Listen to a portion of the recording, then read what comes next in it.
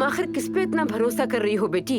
तुम हर लिहाज से कसूरवार हो और कह रही हो कि हमें कोई नहीं निकाल सकता।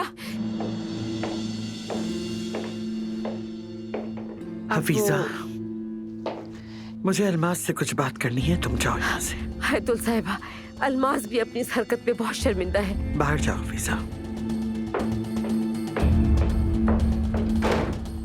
अब जो भी करे, जैसे भी करे, मगर बेहतर होगा कि इस मामले को संभाल ले हैतुल साहिबा और जाकर अपनी बेटी को ठंडा करे। और मैं तो यहाँ से कहीं भी नहीं जाऊंगी, क्वार्टर तो बिल्कुल भी नहीं। सुन लें आप। ये थप्पड़ तुम्हारी बेशर्मी के लिए। आपने मुझे थप्पड़ मारा है, ठीक है, ठीक है, फिर मैं भी जाकर सब कुछ। चुपचाप यहाँ बैठी रहो, कहीं नहीं जा रही तुम यहाँ से। मैं तुम्हें यहाँ रखूंगी अलमास, कैसे रखूंगी ये नहीं मालूम, लेकिन रखूंगी जरूर। आंटी जान, आंटी जान, क्या हुआ? क्यों रो रही हैं आप? क्या नहीं हुआ बेटी, मैं बहुत बदनसीब हूँ।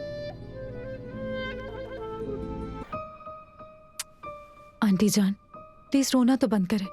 देखें, सब ठीक हो जाएगा। अलमास माफी मांग लेगी आंटी। लेकिन क्या फायदा उसकी माफी का?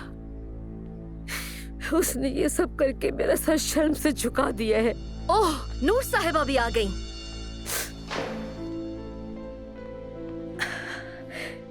अलीदा साहिबा, मैं बता नहीं सकती आपको, बहुत शर्मिंदा हूँ। हफीजा, किचन में जाओ और वहां जाकर रोना धोना करो। तुम यहाँ मेरे सब्र का इम्तिहान ना ले कोई भी। जाओ, मैं तुमसे बाद में बात करूंगी। तुम रुको, तुम यहाँ से कहाँ जा रही हो? मुझे बात करनी है। तुम भी आधे रास्ते से वापस आई हो? किसके साथ आई हो तुम? मैं ड्राइवर। मर्द की बदतमीजी की वजह से मुझे टूर खत्म करना पड़ा। वो बहुत ज्यादा शरारती हो रहा है। अगर तुम उसकी देखभाल करती हो तो उसकी तरबियत भी करो।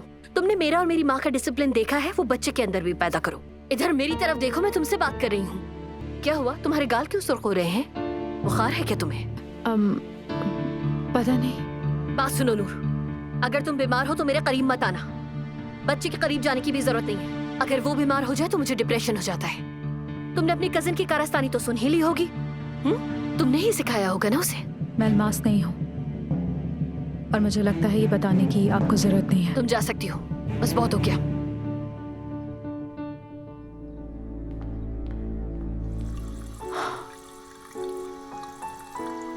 सब कुछ वाज़ेह है, सब कुछ नजर आ रहा है।